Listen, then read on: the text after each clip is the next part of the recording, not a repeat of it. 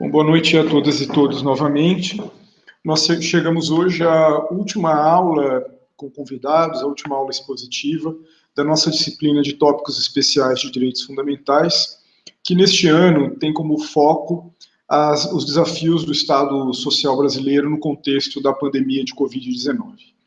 Na semana que vem nós teremos a quarta e última oficina do curso com os nossos monitores da pós-graduação, ocasião em que vocês concluirão a discussão sobre as emendas da reforma administrativa e a emenda já aprovada, né, da reforma administrativa no projeto, e a emenda do novo regime fiscal. Depois, na primeira semana de julho, nós teremos um encontro de avaliação do curso. Neste encontro em particular, eu ressalto que é fundamental que todos participem de forma assíncrona, a aula não será gravada, porque não será um momento propriamente de transmissão de conteúdo, ou discussão de conteúdo com os estudantes. E sim, para ouvirmos todos os alunos desta turma, a propósito de avaliarmos o curso, pensarmos um pouco a nossa caminhada. Para encerrar o nosso curso, né, enquanto temas, né, do curso, nós, com grande alegria, com muita honra aqui na Unesp, recebemos a professora Carolina Stuck. A professora Carolina Stuck teve na pós-graduação o mesmo orientador que eu, o professor Torjal, que esteve aqui conosco também.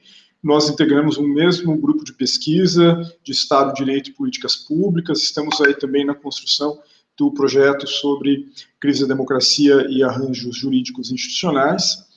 E ela tem trabalhado muitos anos em pesquisas no âmbito do Sistema Único de Assistência Social, e além de pesquisadora no campo, ela tem uma experiência prática, ela atua em coordenadorias na área do Sistema Único de Assistência Social, no âmbito das políticas nacionais de assistência social, no Ministério de Desenvolvimento Social, alguns anos atrás, e hoje é professora da Universidade Federal do ABC. Então, Carolina, muito obrigado pela sua presença, com muita felicidade que a recebemos para abordar o tema de direito, Estado Social e o Sistema Único da Assistência Social. Seja bem-vinda, eu agradeço aos alunos e alunas também que estão aqui conosco. Tem a palavra, por favor. Muitíssimo obrigada, Murilo, pelo convite, pela oportunidade. Eu espero que ainda possa estar aí mesmo, né?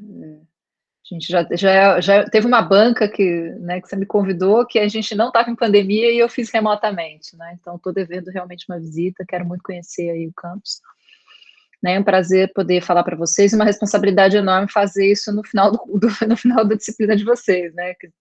Enfim, a gente sabe a dificuldade que estão sendo os cursos remotos para a gente se manter aí motivado, seja docente, seja discentes, né, não é, de fato, o formato que a gente imaginaria adequado, mas talvez também não fosse possível a participação de tantas pessoas que eu vi aí que o Murilo conseguiu trazer para esse curso, né, espero que vocês tenham conseguido tirar bom proveito disso.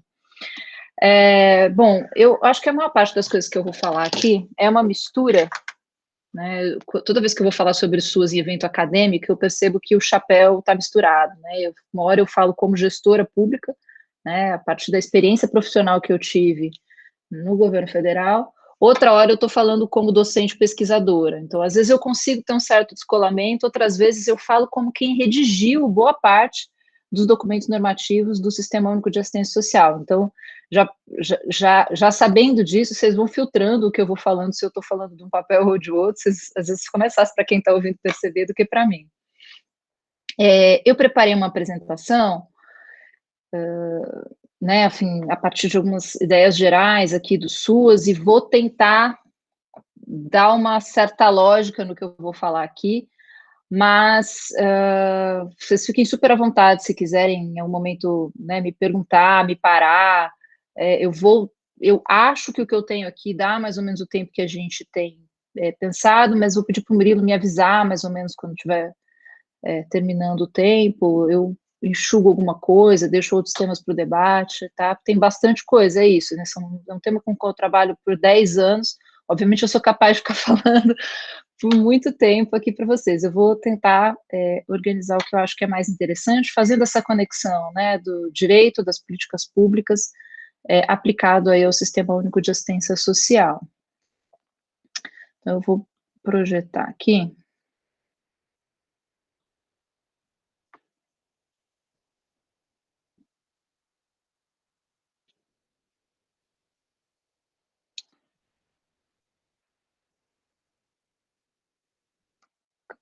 Onde é que eu vou apresentar aqui mesmo?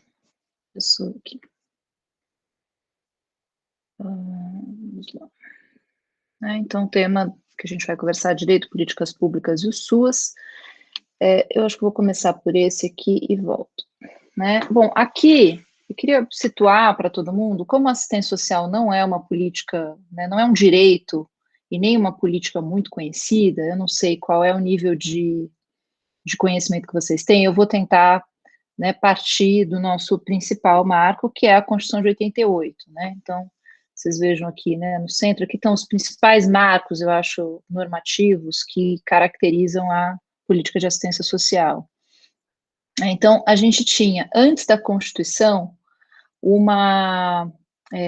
que se chamava de assistência social antes da Constituição eram um conjunto de ações fragmentadas, exercidas prioritariamente, né, pela sociedade civil. O Estado, quando atuava nessa política, ele atuava de forma subsidiária. Só com a Constituição de 88 é que a assistência social vai ganhar a característica de direito e de dever, né, de uma responsabilidade do Estado na oferta e de um direito por parte dos cidadãos. Então, é realmente uma chave muito forte, e quem estuda aí, né, o direito constitucional permeado pela ideia de política, né, que a Constituição ela é um documento jurídico político que está sempre em disputa, a gente sabe que simplesmente afirmar isso, né, afirmar um direito na Constituição não é suficiente para que esse direito passe a ser efetivado. E no caso da assistência, que tem um histórico, né, tudo que veio antes da Constituição é um histórico de ações fragmentadas, de ações filantrópicas, beneficentes, que valorizavam muito a caridade, né, as ajudas pontuais, muitas delas ligadas à igreja. Então é muito difícil que só a passagem pela Constituição descaracterizasse toda uma cultura que existia em relação a isso que a gente vai chamar aqui, de forma bastante simplista, de assistencialismo, filantropia, beneficência. Né? Então, o Estado atuava como até a Constituição de 88? Quase sempre criando incentivos via isenções fiscais, né? Especialmente para as chamadas filantrópicas, entidades filantrópicas. Então tinha o certificado de fins filantrópicos, depois de entidades beneficentes, né, que existe até hoje, e fazendo subvenções. Então, quase era muito raro o modelo de conveniamento ou de parcerias na forma como a gente vê hoje, no sentido de ter planos de trabalho, estabelecimento de metas. Então, a atuação era muito, por exemplo, surgem as APAES, as pestalozes, de subsidiar mesmo o custeio dessas organizações. Então, emendas parlamentares, cujo recurso era praticamente transferido. Então, embora fosse subsidiário, o financiamento, às vezes, era muito menos condicionado a cumprimento de metas de atendimento de determinados públicos ou de quantidade de pessoas, do que a gente tem hoje através dos mecanismos de parceria. Então, esse é o desenho aí pré-constitucional. E muito pensar em ações pontuais, em projetos, raramente se pensava em serviços de longo prazo, serviços com natureza continuada. Então, a perspectiva de direito, né, quer dizer, eu tenho certeza que se eu for a determinado lugar, eu vou ser atendido em relação ao que eu preciso, não existia antes da Constituição de 88. O segundo marco, então, assim, aí a Constituição coloca onde assistência social, ainda de forma muito incipiente, talvez, posso dizer incipiente, assim, né, com menos maturidade ou com menos acúmulo, né, de disputa política do que, por exemplo, o movimento sanitarista, né, em relação ao SUS. A gente já tem na Constituição de 88 um desenho muito mais consolidado, né, já tinha todo um conjunto de leis anteriores à Constituição de 88, não era a primeira vez que que a política de saúde aparecia numa Constituição. No caso da assistência, no artigo 6º, dentre os direitos sociais, ela vai aparecer como assistência aos desamparados, né? Ela não aparece nem com a expressão própria assistência social, como vai aparecer no capítulo, né, na ordem social, dentro da Seguridade Social, dentro do tripé, né, da Seguridade Social, assistência social, saúde e previdência social, e onde ela tem 2 artigos da Constituição dedicados exclusivamente a ela, que são os artigos 203 e 204, né, que vão definir assistência. Mas ainda ali, né, uma definição bastante disputável, vamos dizer assim, né? Então, precisava se aprofundar em relação a esse modelo constitucional que ficou previsto na Constituição de 88.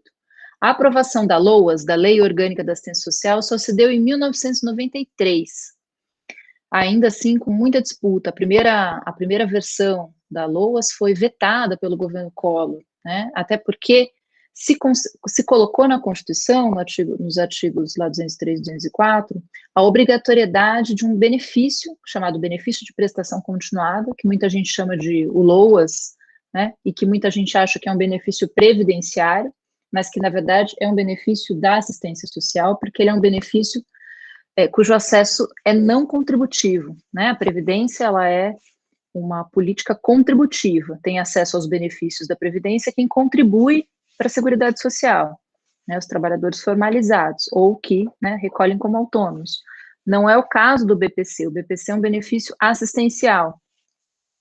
E a Constituição previu esse benefício, e os governos sempre tiveram muita resistência, não é à toa que o BPC aparece, a gente vai falar um pouquinho mais sobre ele aparece em praticamente todas as reformas da Previdência, né, porque ele é um benefício que na Constituição já se previu qual era o valor do benefício. Então, quem deveria ter acesso? Idosos e pessoas com deficiência de baixa renda, e o valor do benefício é de um salário mínimo. Então, imaginem, né, com o crescimento que teve o salário mínimo nos últimos anos, o BPC, eu acho que hoje deve estar estimado, talvez dados de 2019, em torno de 64 bilhões de reais por ano para pagamento dos benefícios, em torno de 4 milhões e 600, 4 milhões e 700 beneficiários. Então, ele é um benefício que atinge um número menor do que o Bolsa Família, número menor de famílias, né, de indivíduos, mas com um benefício de valor bastante superior. Né? Então, esse é o BPC. Então, essa também foi a resistência da LOAS, porque a LOAS regulamentaria, né, o benefício previsto na Constituição. Mas, para além de benefícios, né, o que a LOAS vai definir? Que a assistência social ela é ofertada na forma de serviços e benefícios, podendo ser articuladas por meio de programas e projetos. Né? Então, essa organização federativa, essa responsabilidade do Estado e essa oferta em parceria com as organizações da sociedade civil, com as entidades de assistência social, esse desenho começa a ficar um pouco mais concreto na LOAS. Mas ainda se trabalha muito numa lógica, em termos de cooperação, integração federativa, muito ainda na lógica convenial, pontual, né, sem uma ideia de continuidade, sem uma forma de transferência dos recursos, porque quem arrecada os recursos, né, da Seguridade Social é a União.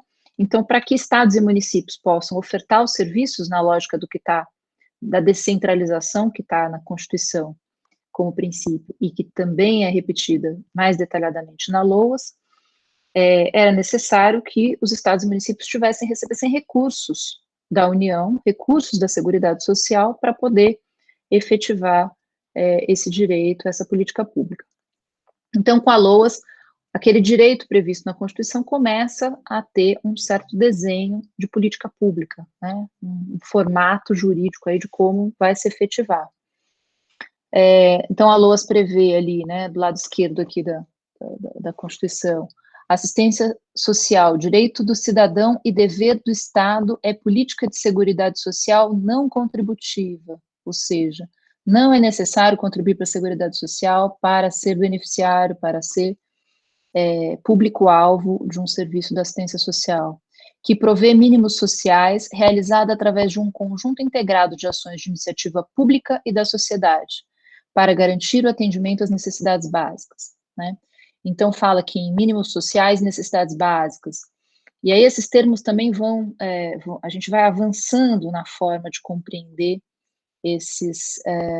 o conteúdo desse direito, né?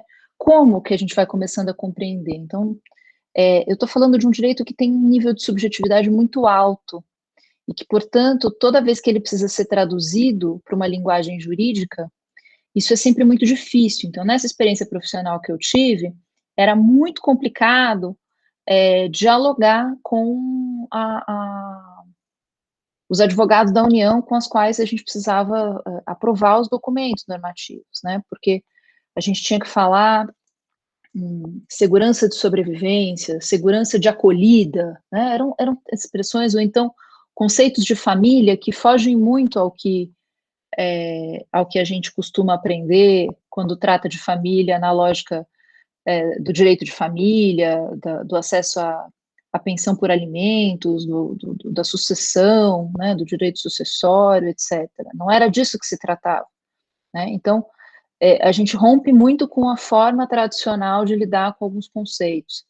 Então, foi sempre muito difícil. E aí, o que foi recheando, digamos assim, né? Foi dando mais substância para esse direito. Foram esses documentos construídos de forma muito participativa, e que são normas infralegais, né? A PNAS, a Política Nacional de Assistência Social de 2004, um documento aprovado, todos esses documentos, a PNAS, a NOB-SUAS de 2005 e a Norma de Recursos Humanos de 2006, documentos que são redigidos e lidos e aperfeiçoados pelas instâncias do governo federal e representação dos estados e dos municípios, das secretarias de assistência social, dos órgãos gestores da assistência social, nem sempre o nome é Secretaria de Assistência, e todos eles aprovados pelo Conselho Nacional de Assistência Social, como uma instância, né, de participação social paritária, governo e sociedade civil, que aprova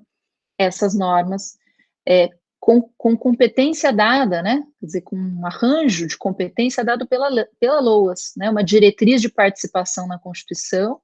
A LOAS cria o Conselho Nacional de Assistência Social e atribui a ele a competência para regulamentar as ações no âmbito da assistência, e a gente tem um conjunto de documentos aprovados por esse conselho que vão dando densidade para se compreender o que era necessário fazer para a garantia desses direitos, né? Então, depois disso, também em 2009, a tipificação de serviços. Por quê? Porque ainda se tinha muita dificuldade, quer dizer, eu me lembro quando já no governo Dilma, né, já o SUAS, já com uma longa trajetória, mas alguém me perguntava e falou assim, mas me explica, quem são as entidades de assistência social, o que elas fazem, né? Então, aí eu falava assim, o serviço de acolhimento, aí alguém falava assim, são os asilos? A gente não chama mais de asilo, mas é isso, o serviço de acolhimento para idosos, os abrigos de crianças, né, as casas-lares, os antigos, né, que se chamavam os orfanatos antigamente, enfim. Aí, conforme a gente vai trazendo os exemplos, as pessoas vão falando assim, agora eu entendi, né. Então, se precisou construir um documento chamado tipificação dos serviços, onde se dá os nomes, se diz o que é feito ali, que tipo que equipe precisa ter aquele serviço, que tipo de equipamento, que tipo de espaço físico é necessário para que aquele serviço aconteça, né? Essa tipificação também é uma resolução do CNAS, que engessa todos os municípios? Não, mas são documentos normativos muito importantes para dar caráter nacional ao direito, porque se cada município, como era antes, faz o serviço de um jeito, interpreta a assistência social de um jeito, eu não estou falando de um direito de caráter geral, né? É preciso que haja um padrão nacional da entrega para que a gente possa caracterizar aquilo como um direito. Então, esses instrumentos normativos que foram sendo aprovados, né, por essa atribuição de competência dada ao CNS, ela foi dando materialidade a um direito que ainda estava muito pouco regulamentado dentro da Constituição, né? Esse processo todo aqui, né, foi feito com muito questionamento, assim, de quem tem uma visão tradicional do direito, né, entendendo que essas normas infralegais, que essas resoluções do Conselho não poderiam fazer o que faziam, né, também aqui, então, a NOB-SUAS de 2005, ela altera a forma de transferência dos recursos da União para estados e municípios, né, o chamado fundo a fundo. Vocês já devem ter ouvido falar, na saúde isso acontece assim, então, não passar mais pelo conveniamento, então, os municípios e estados, mantendo os equipamentos, eles recebem esse financiamento da União quase como um direito, né, quase como uma repartição de receitas, porque se trata de um recurso que é arrecadado pela União e de uma competência que é interfederativa. E só com o amadurecimento desse desenho, a gente apresenta um projeto de lei ainda em 2008, mas só em 2011 o Congresso aprova uma alteração da LOAS em que o detalhamento dessas regras de funcionamento do SUAS, né, da competência dos entes, União, Estados e Municípios, dessas atribuições do Conselho Nacional e dos Conselhos Estaduais e Municipais, do processo de conferências, né, o processo participativo, é que ele é incorporado à Lei Orgânica da Assistência, e isso dá maior, digamos, força jurídica, né, porque ainda havia eu acho que havia algum questionamento interno, né, nas procuradorias, especialmente de estados e municípios, em relação a esse desenho, especialmente quem tem uma visão mais tradicional, e um certo desconhecimento também, né, quer dizer, quando uma política não tem essas definições normativas em lei, ou no máximo em decreto, é muito difícil que terceiros, né, não envolvidos diretamente com essa política, tomem conhecimento desse conjunto normativo. A gente sabe, quem tem alguma atuação junto ao judiciário, tal, sabe que, inclusive tem acho que eu não sei se ainda é assim, mas a gente sempre teve que provar, fazer prova, quer dizer, até nível de decreto, você pressupõe que o judiciário saiba, basta você citar as leis e decretos, mas, né, os atos infralegais, eles precisam ser comprovados. E aí, só para a gente fechar aqui esse conjunto normativo, em 2012, então tem uma revisão dessa norma operacional básica de 2005, com maior detalhamento. Mas se vocês pegarem, né, depois tiverem curiosidade de abrir esses documentos, a NOB-SUS de 2005, foi bem o ano que eu entrei no MDS, ela é um textão, ela não tem cara de norma, né, e as NOBs da saúde também são um textão. Então, assim, eu me lembro que eu fiquei muito assustada, porque eu falei, caramba, como é que a gente pode ter uma norma que é um textão, assim, né? Eu não sabia nem me referenciar. Na segunda NOB, dessa SUAS de 2012, pelo menos a gente numerou, né? Porque pelo menos para a gente poder referenciar e se precisasse fazer algum tipo de alteração de uma parte, a gente não precisa revisar o documento inteiro, né? Mas é uma lógica bastante diferente, até porque foram documentos muito participativos, né? Então, como é que se fazia? Se lançava uma minuta, além de passar por essas duas instâncias, né, que é a Comissão Intergestores Tripartite, composta por União, Estados e Municípios, e pelo CNAS, entre essas pactuações, essas deliberações, se faziam eventos em várias regiões do Brasil todo, se deixava esses documentos em consulta pública e se recebia uma série de contribuições que eram consolidadas antes da aprovação final, né? E aí, só para a gente entender aqui, né, que eu estava comentando do conteúdo do direito, que eu acho que todos esses documentos vão trazendo, né, se resume dizendo o que a assistência social entrega, né? Em geral, as pessoas falam três, em alguns outros documentos vão achar 4 seguranças. As principais é a da acolhida, que significa que as pessoas não podem ficar ao abandono, né? São seguranças muito ligadas a essa ideia dos mínimos sociais e da dignidade da pessoa humana. Que todos merecem, né, ter um teto, ser acolhidos, não ficar ao abandono. Então, a gente está falando, por exemplo, de idosos que, né, em situações são abandonados por suas famílias ou que deixam de ter famílias, de crianças, né, que ficam órfãs ou que por algum motivo são negligenciadas pelas suas famílias e precisam provisoriamente ou definitivamente viver em abrigos. A gente está falando de convívio e vivência familiar, comunitária e social. Então, aqui, para dar alguns exemplos, a gente está falando de uma cultura que, por muito tempo, isolou pessoas com deficiência do convívio, das escolas, do convívio com a comunidade. Então, aqui a gente está falando de centros de convivência, centros de juventude, centros de convivência para idosos, para crianças, né? E dessa coisa da autonomia, da renda, da sobrevivência, às vezes aparece também a sobrevivência, que é isso, assim, a gente está vendo muito claramente agora com a Covid o direito à sobrevivência, né? O direito à renda como essencial aí a partir do Bolsa Família, do auxílio emergencial, como um patamar mínimo de dignidade para que esse conjunto da população possa acessar, inclusive, outros direitos, né, e desenvolver aí a sua autonomia. E é um direito que não tem relação com a contribuição à Seguridade, não tem relação com ter um vínculo de emprego para poder ter acesso a esses direitos. A gente pode voltar a isso se depois vocês tiverem alguma dúvida. Quanto tempo foi, Murilo? Só para eu me organizar aqui. Foram 20 minutos apenas. Tá. A ideia é a gente caminhar até por volta de 8, né, para termos um tempo aí de discussão. São 7h32 no meu relógio. Tá. Não, então... 25 minutos, melhor. Tá. Aqui, só para a gente entender, né, e ter noção um pouco mais detalhada, esse aqui é o quadro resumo dos serviços. Então, a assistência social ela vai trabalhar com praticamente dois grandes conceitos, né? Eu falei para vocês, a LOAS fala em serviços, benefícios, programas e projetos. Mas serviços e benefícios são os dois instrumentos que vão materializar as entregas da assistência social. O que o poder público precisa entregar para os cidadãos para materializar o direito à assistência social, né? É um conjunto de serviços e benefícios. E se entende que esse conjunto de serviços e benefícios é o que vai garantir a proteção social, é o que vai garantir essa protetividade. E isso só é possível pela integração desses serviços e benefícios. Isso não consegue ser feito de forma isolada. E aí nós estamos vivendo cada dia mais, talvez pelo desconhecimento desse complexo arranjo constitucional, legal que a gente tem, de entender que basta renda, né?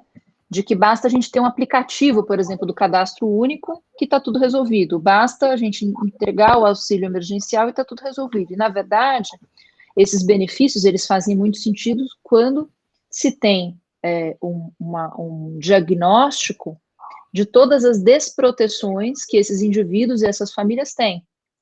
Quando se trabalha isso de forma integrada, né? Então, a assistência social tem vários protocolos de articulação de serviços e benefícios, e, por exemplo, um dos grandes méritos do Bolsa Família, né, boa parte dos estudos da literatura, tem a ver com o fato de que a sua implementação passou por uma articulação com os centros de referência da assistência social, que são equipamentos da proteção social básica, a gente vai passar, acho que eu tenho aqui os CRAS, né, os Centros de Referência da Assistência Social, que é uma unidade pública estatal que faz, né, que é a porta de entrada para o cadastramento no cadastro único, para os serviços de assistência e de outros programas sociais, e que, por mapear uma série de indicadores, de características do território onde essas famílias vivem e das próprias famílias, então, identificar se há situação de trabalho infantil, identificar se há violência doméstica contra a mulher,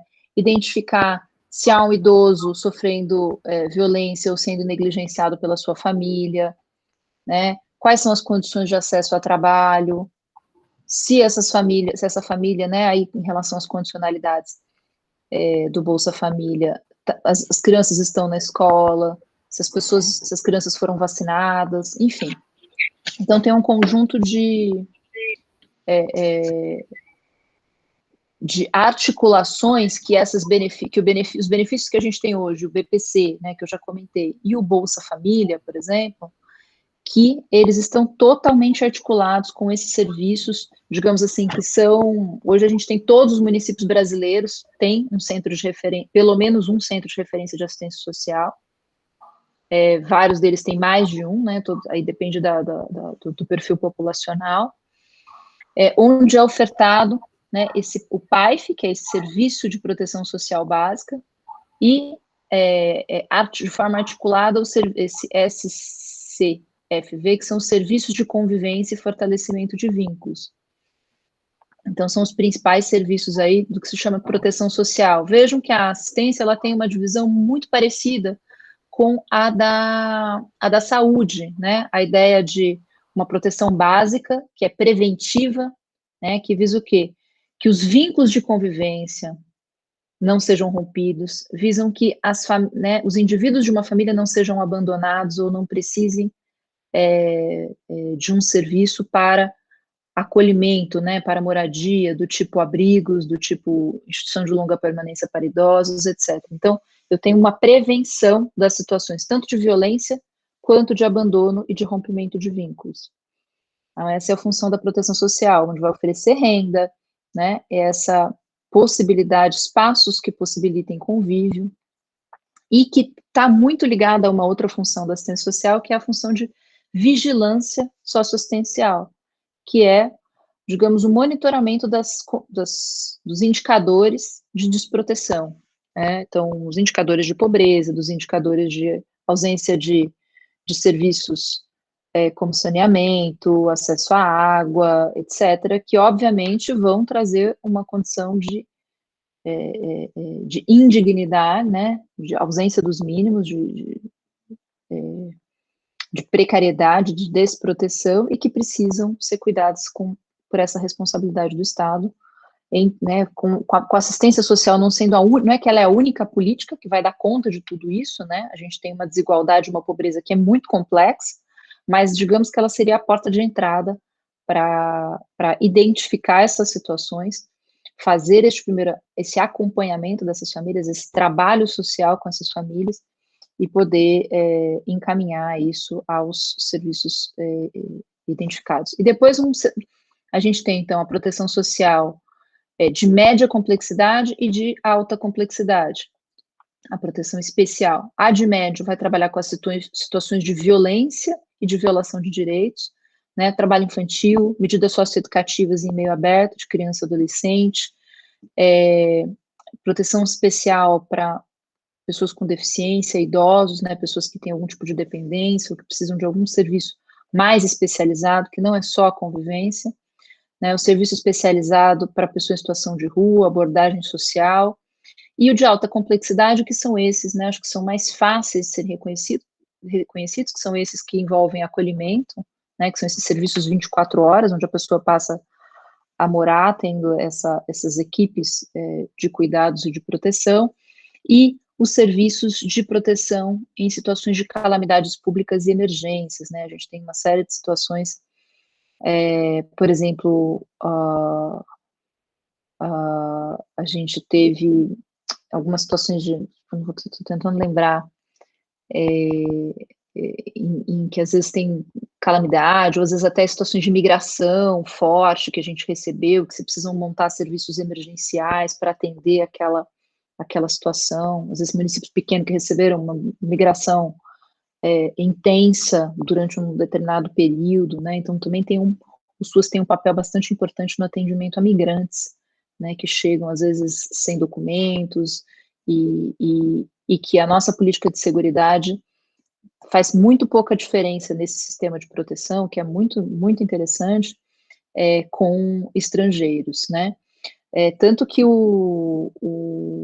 acho que há uma decisão, não me lembro de que ano, se é 2019, do STF, sobre o benefício de prestação continuada, né, requerida por estrangeiros, e há uma tendência de permitir que o benefício possa se estender aí para estrangeiros. Aí tem uma discussão sobre que tipo de documentação seria necessária para o acesso a esse benefício.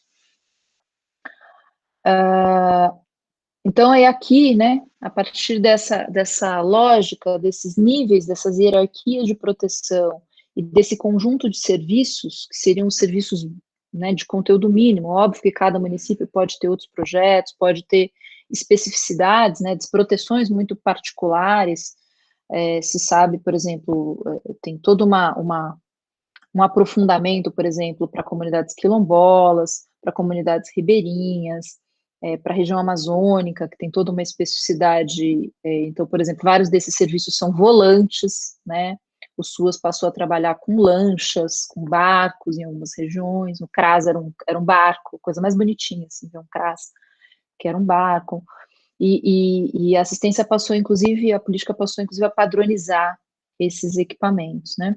Então, os principais equipamentos aí definidos, né, as unidades públicas estatais, porque vejam, até a Constituição de 88 e até a instituição ali do SUAS e da NOB-SUAS, predominava no Brasil um serviço de assistência social parceirizado, conveniado com entidades de assistência social, organizações sem fins lucrativos, que recebiam esse recurso público para executar esses serviços.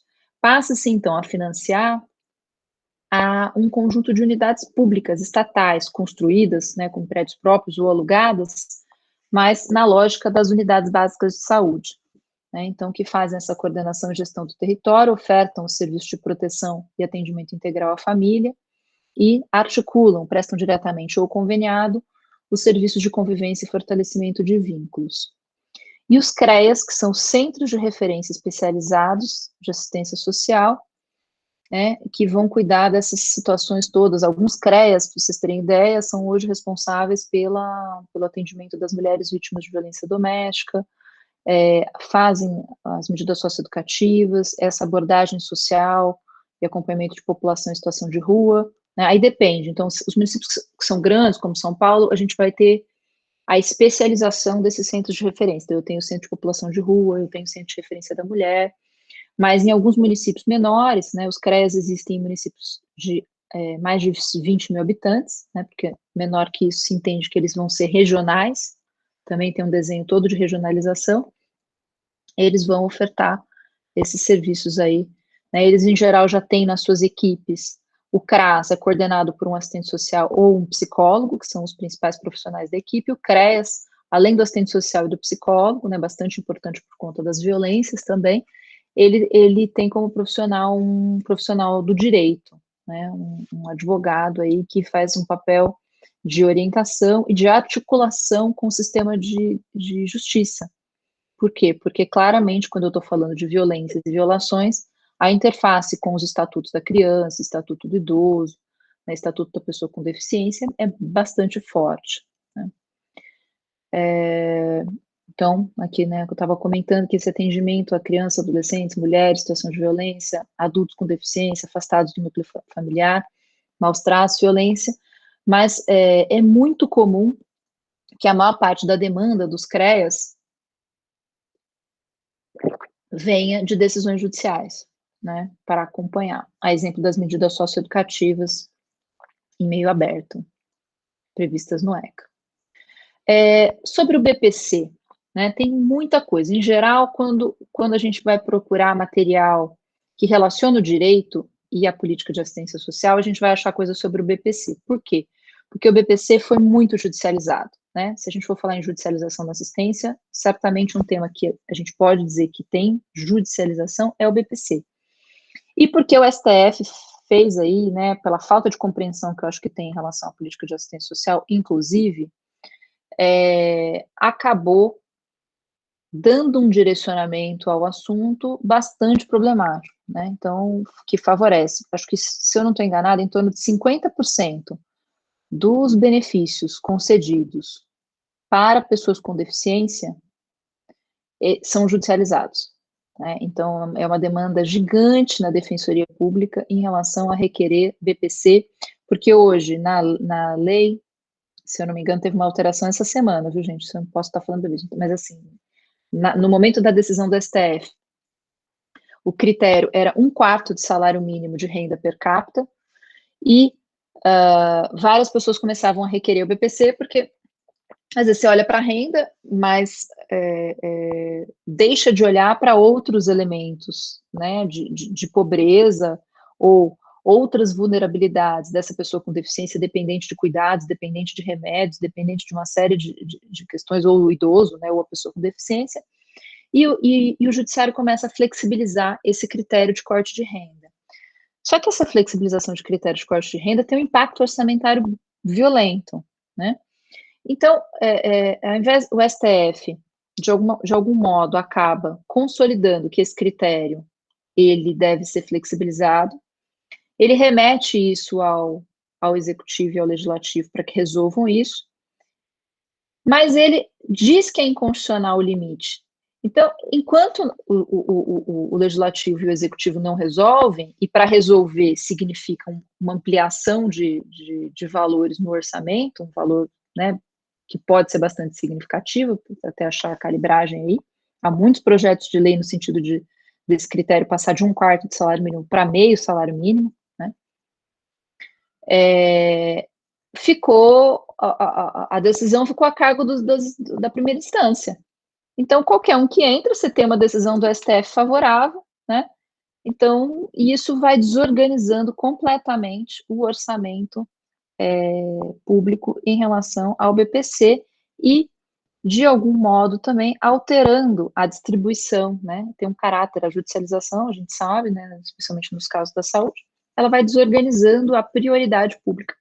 E ela acaba entendendo a assistência social, né, por trás dessa decisão do STF, tem uma visão de quem entende a política só com base nos benefícios, né, e não naquele conjunto daquelas seguranças que a gente comentou, sendo a renda uma delas, mas um conjunto de outros serviços, por quê?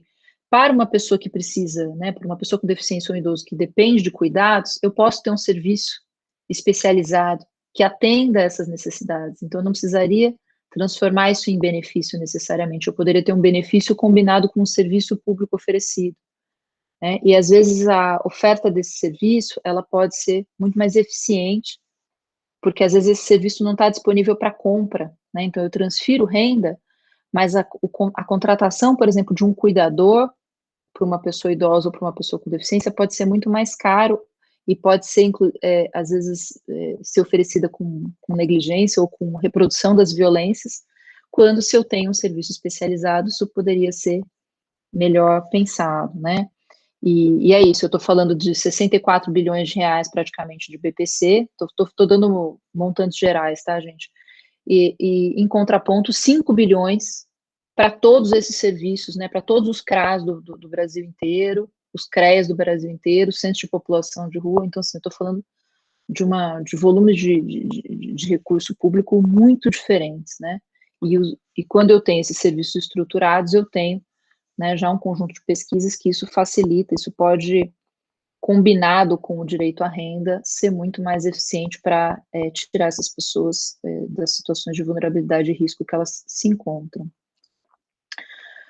Então, esses efeitos dessa decisão do STF, né, eu tenho dezenas de propostas legislativas no Congresso tramitando, todas as reformas da Previdência tocaram nesse assunto, acabam não conseguindo alterar muito o BPC, porque, assim, tem sempre uma pressão para retirar direitos, e tem essa decisão do STF ampliando o acesso ao BPC, então tem um confronto aí no qual ele está colocado,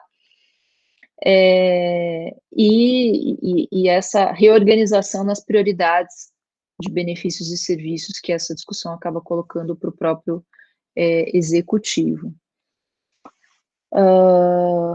Né, como eu falei, revela um desconhecimento do judiciário sobre a política. Um outro conflito jurídico, né, que envolve o judiciário em torno da política de assistência é a certificação das entidades beneficentes, ou SEBAs, né. A gente também tem recentemente uma série a gente teve, em relação à primeira legislação, ainda da época do Fernando Henrique Cardoso, acho que é de 98, uma liminar em 99, depois a decisão definitiva da ADI, Ação Direta de Inconstitucionalidade 2028. Vejam, a ADI 2028 demorou 20 anos para ser julgada, 20 anos para ser julgada, né? E julgou toda a legislação da certificação de entidades beneficentes inconstitucional. A lei mais recente também, de 2009, também, né, foi julgada, acho que transitou em julgado a março ou abril desse ano, a inconstitucionalidade da certificação de entidades beneficentes. Uma força política dessas organizações.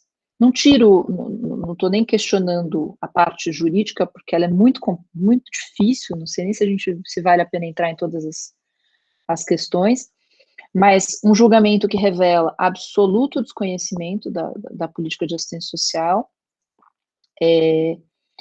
um desrespeito com a política, né, um julgamento demorar 20 anos e ele ser desorganizador depois dos recursos. Por quê? Porque o impacto dessa certificação, essa certificação significa uma isenção fiscal que o Brasil dá a esse conjunto de organizações, que é em torno de umas 8.000 organizações, entre saúde, educação e assistência social, em torno de entre 11 e 14 bilhões de reais ano, ou seja, é mais que o dobro do que se gasta com os serviços da assistência social.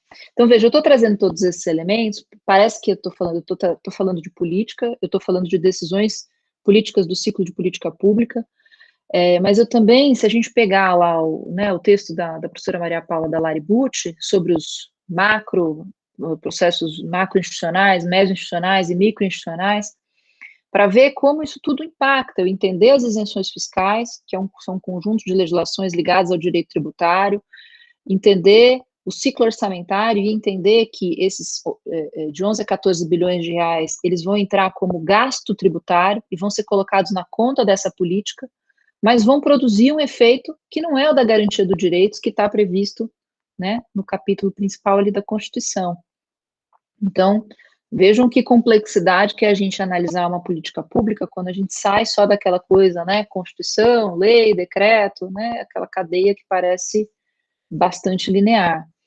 Né? Então, aqui a gente tem, se vocês tiverem interesse, isso aqui é um tema que eu trabalhei bastante tempo também,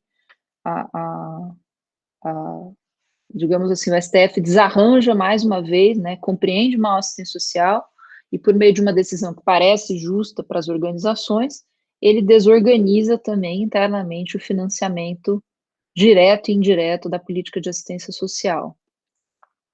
Há uma outra conjunto de discussão, talvez interesse menos a vocês, mas que me interessa bastante, que a assistência social chama equivocadamente de judicialização. Né? É uma relação muito complexa com o sistema de justiça, onde o sistema de justiça usa os equipamentos da assistência social e os profissionais da assistência social para requerer coisas, demandar, pedir relatórios, fazer perícia, numa espécie de como se o judiciário fizesse política pública ou fosse chefe, né, de parte das equipes da assistência social, o que desorganiza, às vezes, a forma de oferta da prestação dos serviços, né, e acaba, quer dizer, toda uma lógica de não segmentar os serviços, a lógica do sistema de garantia de direitos da criança, né, dos estatutos de direitos, acaba reforçando lógicas, às vezes, que trabalham com segmentação, fragmentação de ações e subalternizando, né, trabalhando com a ideia de desamparados, aquela ideia de filantropização que a gente comentou, uma lógica ainda muito pré-constitucional. Então, isso às vezes acontece também, esse é um desafio para a política de assistência social, é a sua relação com os órgãos do sistema de justiça, né, especialmente o Ministério Público e o Judiciário. Tá? Aqui eu vou trazer 2 quadros, eu vou falar um pouco sobre eles, foi um exercício que eu fiz de trabalhar com um texto, eu não sei, Murilo, se vocês chegaram a ler, ou se os alunos já tiveram conhecimento, que é aquele dos papéis do direito nas políticas públicas, escrito pelo professor Diogo Coutinho. Vocês chegaram a... Não, eu vi trechos dele até por conta do outro projeto, mas ler com profundidade eu não li ainda, Carolina. Tá. Que é um texto que vocês têm utilizado muito como modelo, né, para análise das políticas, né? Sim. Eu vou falar um pouquinho, só para saber que se vocês já tivessem lido, eu não entrava também tanto, né?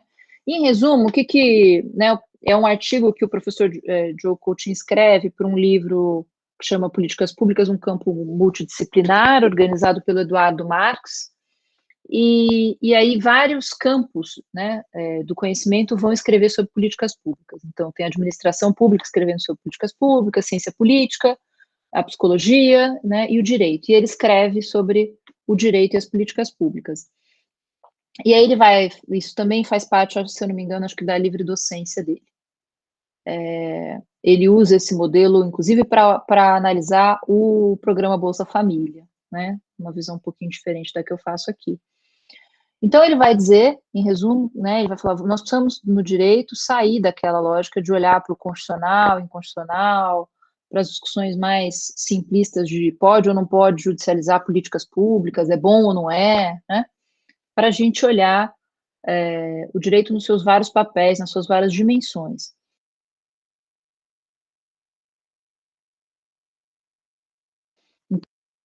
Carolina, ficou silenciado aqui. Acho que você desligou o microfone sem querer.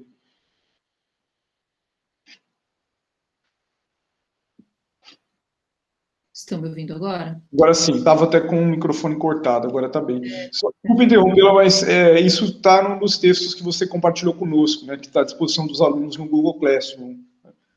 Então, eu aproveito para reforçar a recomendação de que todo mundo dê uma olhada no texto, ou leia, né, de preferência, que é muito interessante. Então, eu acho que naquele texto está o quadro do Diogo, está a reprodução do quadro do Diogo, que eu levo, né, para dentro do texto, e aí ao longo do texto eu vou fazendo um pouco essa discussão aqui da... Vocês continuam vendo a tela da apresentação, né?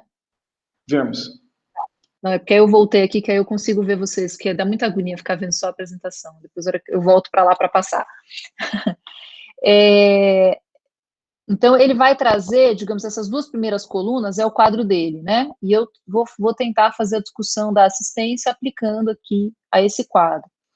Então, ele vai falar, olha, o direito, às vezes, ele vai definir objetivos, né? Onde é que eu acho essa definição de objetivos, né? Então, no artigo 6, nos primeiros artigos da Constituição, né, que vão falar dos objetivos do Estado brasileiro, no artigo 6º, que vai definir os direitos, né, que vai nomear os direitos aos quais os cidadãos têm acesso, no caso da assistência, os próprios artigos 203 e 204. O que seria isso, né? É o direito positivo, é aquela função do direito, aquele papel do direito que cristaliza as opções políticas, né, que é isso que a Constituição faz primordialmente, cristaliza opções políticas e as formaliza como normas cogentes, determinando o que deve ser. Né? Então, esse é um dos papéis do direito. Nem toda norma, às vezes a gente tem outras, né, vai detalhando. Então, ele vai descrevendo essa dimensão. Uma segunda dimensão, e aí isso dialoga muito, né? Vocês vão ver que eu coloco aqui os dois quadros, eu acho, né?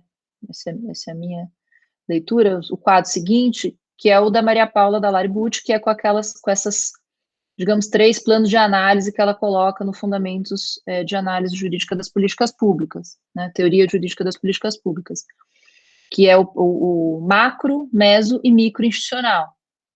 Acho que, especialmente, esse plano de arranjo institucional é o que a Maria Paula está chamando de meso-institucional, que ela também usa essa expressão, né? São as instituições, são as atribuições de competência, são os atores, os agentes que vão atuar, né? Os espaços institucionais, as interconexões, e o que o Joe Coutinho vai chamar de caixa de ferramentas, ou essa dimensão instrumental do direito. O Carlos Ari Sundfeld fala das porcas e parafusos, ele também tem uma expressão bastante parecida com essa de caixa de ferramentas. A Maria Paula vai chamar dessa dimensão microinstitucional, né, dos processos, da processualidade da tomada de decisões, do tempo razoável.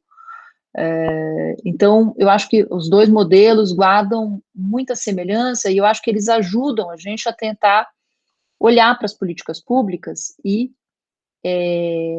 buscar nelas o direito, a formatação, as normas, numa lógica diferente daquela que a gente está habituado a estudar nos cursos de direito, né? Então, ele divide nesses 4 papéis: direito como objetivo, direito como arranjo institucional, direito como caixa de ferramentas e direito como vocalizador de demanda, né? Porque ele e Maria Paula depois vão desenvolver um texto conjunto e vão falar, olha, o direito pode ser meu Deus, me fugiu a palavra que eles usam agora, é uma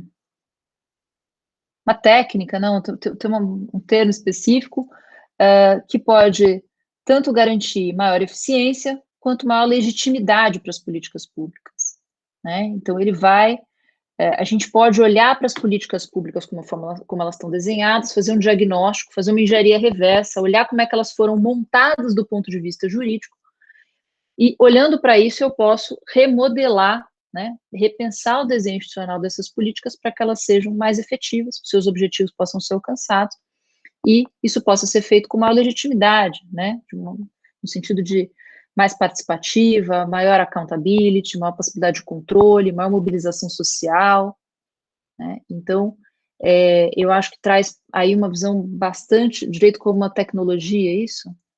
Isso, acho que é isso, eles usam a expressão do direito como uma tecnologia.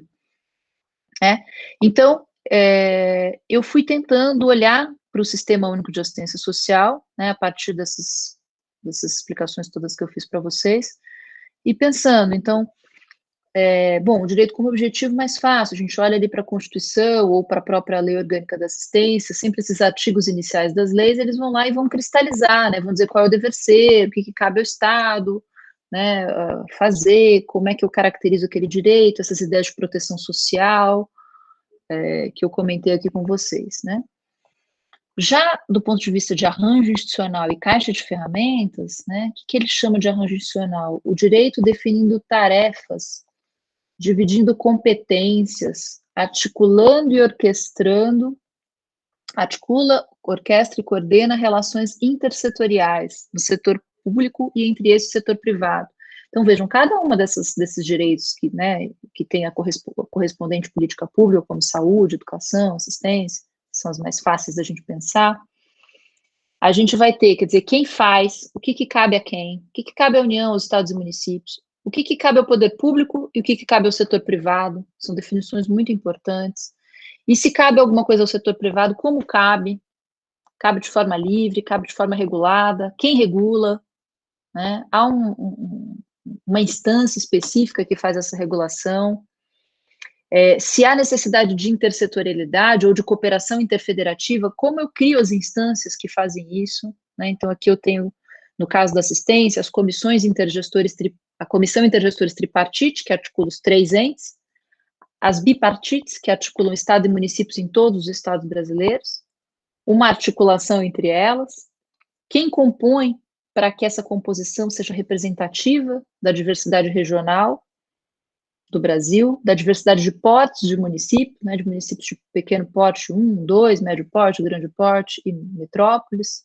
Se eu tiver numa representação dessa só metrópole, pouco efetivo ou baixa legitimidade, né? Então, a partir dessas perguntas que ele nos coloca, a gente consegue olhar para a política e tentar ir fazendo análises sobre os arranjos jurídicos. E inclusive exercitar, quer dizer, como é que eu atribuo competência? Então, no caso do CNAS, né, que eu falava, que muita gente questionou a legitimidade do CNAS para normatizar serviços, né, para, por exemplo, orientar a formação das equipes nesse serviço, exigir determinados profissionais, determinadas formações, mas não está correto, quer dizer, que a gente tenha também, ele vai falar aqui, quando fala, eu acho que é da caixa de ferramentas, né, que a caixa de ferramentas do direito oferece distintos instrumentos e veículos para a implementação dos fins da política, para que se tenha atributos de flexibilidade, né, então o direito ele tem que ser geral, mas ele tem que ser flexível o suficiente para servir a mais de uma finalidade, porque senão eu vou fazer, né, normatizar em caso concreto, que não é muito a característica do direito. E atributos de revisibilidade, o próprio direito prevê mecanismos de ajuste e de adaptação, regras de calibragem e autocorreção. Por quê?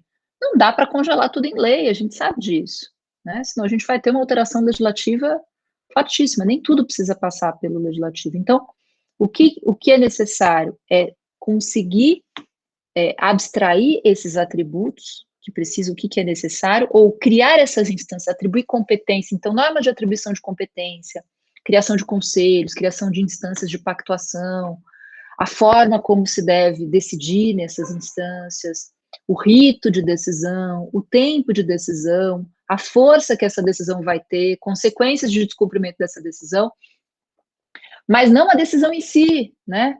Por exemplo, não se o serviço é o XYZ, com o profissional YZ, quanto ele custa, o detalhamento precisa ficar, de fato, não numa lei formal, porque isso, né, amarra. Então, é disso que ele está falando aqui. Às vezes a gente quer colocar tudo na lei, e não deve estar tudo na lei, porque isso não vai significar ganhos de eficiência e ganhos de legitimidade. Então, traz também a gente para repensar como fazer boas leis, né? Que é uma coisa que também a gente não aprende. A gente faz faculdade de Direito aprendendo a interpretar as leis, mas a gente raramente é convidado a escrever, a redigir boas normas, a pensar o que ela deve conter e o que ela deve endereçar para regramentos infralegais, né? Ou o que ela deve deixar de decisão para um gestor público que vai implementar de fato aquela política. Então eu fiquei bastante aqui em torno desse quadro aqui do Diogo, porque eu acho que ele é mais, esses papéis, acho que talvez vocês não tinham estudado tanto, eu estou imaginando que vocês já tiveram com a Maria Paula, talvez já tiveram também um pouco de acesso, né? Aqui os planos de análise, em que ela coloca a principal categoria, né, o macro-institucional, meso-institucional e micro-institucional. No macro, a principal categoria é governo, no meso, a principal categoria é instituição, né, os arranjos institucionais, e no micro-institucional, a categoria dos processos, né, tanto que a Maria Paula tem uma definição da política pública para o direito, que são os processos juridicamente regulados, essa pequena política, esse desenrolar dos processos que levam à formação e desenvolvimento das políticas públicas. Política pública é formada por decisão, seja da decisão da formulação até a decisão do burocrata, né, de nível de rua, ou burocrata de linha de frente, que é, por exemplo, o policial, o assistente social, o professor, que entrega, né, o serviço na ponta para o cidadão. Nessa cadeia toda da política pública entre a Constituição e essa entrega do serviço na ponta, há um conjunto de decisões, né? Entender isso tem, várias dessas decisões são juridicamente reguladas, né? Isso que a Maria Paula vai fazer. E aí eu tento ir detalhando aqui, né? Vou fazendo esse exercício, que é um exercício meu, que eu acho que é possível fazer com várias políticas públicas, de tentar entender que processos são esses, por exemplo, na área da assistência social, os processos para concessão do BPC, os processos para cadastramento das famílias no cadastro único, o processo para concessão do certificado de entidade beneficente, e eu acho que isso ajuda também a gente a refletir, né, e eu acho que ao fazer esse exercício a gente acaba fazendo diagnósticos dos erros e acertos dessas normas e de possibilidade delas avançarem. Então, aqui eu trago para vocês, né, eu deixei para vocês esse texto que eu escrevi com a professora Luciana Jacu, que é uma grande estudiosa da proteção social, pesquisadora do IPEA, muitos estudos sobre financiamento da política de assistência social.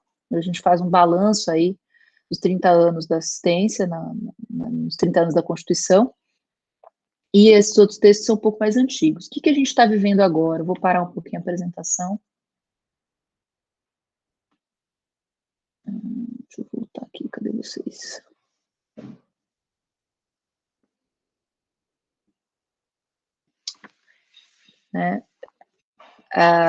A gente avançou, né? Acho que o Brasil avançou nessa política com muita coisa, se a gente pensar especialmente de 2005 para cá, mas a gente percebe que só está parando em pé aquilo que estava de fato na Constituição, né? Que a gente está vendo um desmonte de várias dessas políticas sociais. Eu acho que com a emenda constitucional 95 e assistência social diferente da educação e da saúde, não tem vinculação orçamentária.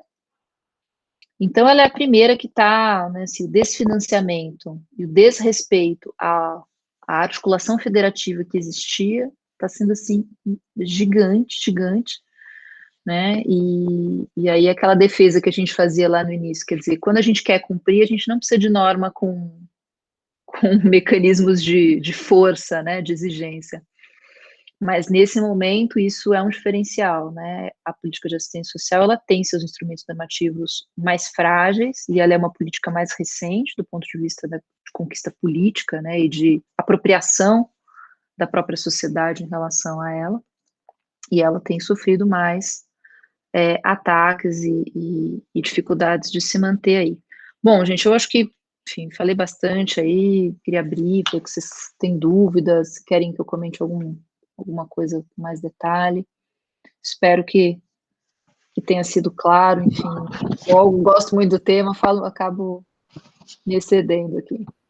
Bom, muito obrigado, Carolina. De fato, é um privilégio para nós aqui no Unesp, temos esta sua palestra, que combina, né, a tua perspectiva analítica como pesquisadora com a experiência de construção desse sistema, né, que hoje você também estuda. Eu vou fazer algumas considerações, algumas perguntas, pedindo para você destacar alguns aspectos que você até mencionou e outras coisas não mencionadas. Depois já tem o André aqui com a mão virtual erguida, né, e outros estudantes poderão fazer suas perguntas. E, sendo a última convidada do nosso curso, um pouco do que eu vou dizer é pedindo para você estabelecer algumas relações também. Então, algo muito presente em diferentes aulas, quando as aulas focadas em sistemas, né, porque nós tivemos abordagens mais gerais, particularmente educação, com a Nina, assistência com você hoje, também a aula de saúde, há a ideia de um sistema nacional, e que me parece que o sistema de saúde é o mais estruturado, né? O Fernando tratou desse sistema, e educação, a Nina abordou também a ideia de construção de um sistema, e agora o SUAS, né, o próprio nome, né, faz essa referência. Então, eu gostaria que você explorasse um pouco mais o debate federativo em torno do SUAS, né, e como que você analisa o grau de maturidade dele em relação ao sistema de saúde em particular. Né? Um ponto que você abordou bastante foi e disse que a especialidade foi uma área que você atuou em particular no Ministério, são as parcerias com as entidades de assistência social, que, embora elas também sejam previstas no âmbito da saúde, me parece que no âmbito da assistência social, inclusive talvez por razões históricas, a forma como o que existia antes da Constituição, há um vínculo maior ou mesmo uma dependência maior dessas parcerias, notadamente em pequenos municípios, né, onde não existem tantos equipamentos públicos. Então, eu queria que você fizesse uma análise, a partir da sua experiência, né, das vantagens e desvantagens disso. Um aspecto que você falou, e que aparece muito nos textos que você compartilhou, um deles principalmente, como que se concebe o direito à assistência social, né? Não como um favor, ou mesmo o problema de quando se concebe como direito, mas sempre tratando aquele que vai acessar um serviço, um benefício, como vulnerável, como pobre, e outras designações que o colocam muitas vezes numa situação de hierarquia e não tratando a assistência social como algo que é de todos, né?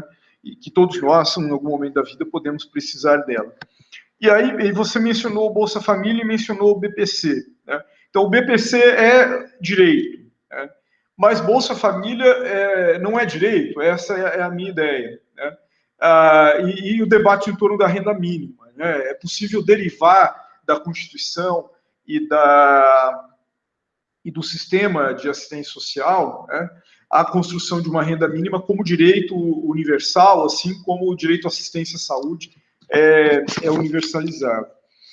Você enfatizou muito a importância do Conselho Nacional de Assistência Social, e nós vemos um processo de desmonte dos sistemas de participação no Brasil, vem de algum tempo, mas sendo ampliado agora.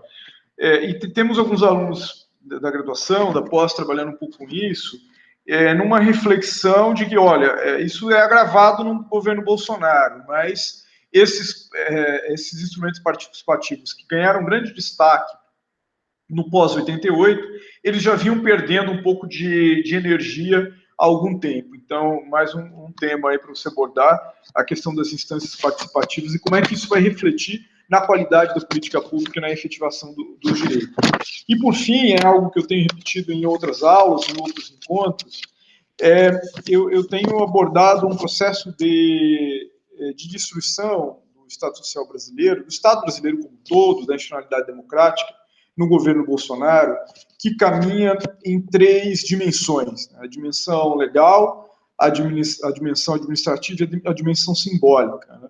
A dimensão legal com as reformas, com as revogações, aquilo que desestrutura do ponto de vista do arcabouço normativo a política pública. A dimensão administrativa no sucateamento dos órgãos, com corte de recursos, colocação de antiministros em uma determinada área, né, como o Salles, que caiu ontem, e o processo de inoperância geral. E a simbólica com o ataque, né, nos pronunciamentos, nas manifestações do presidente.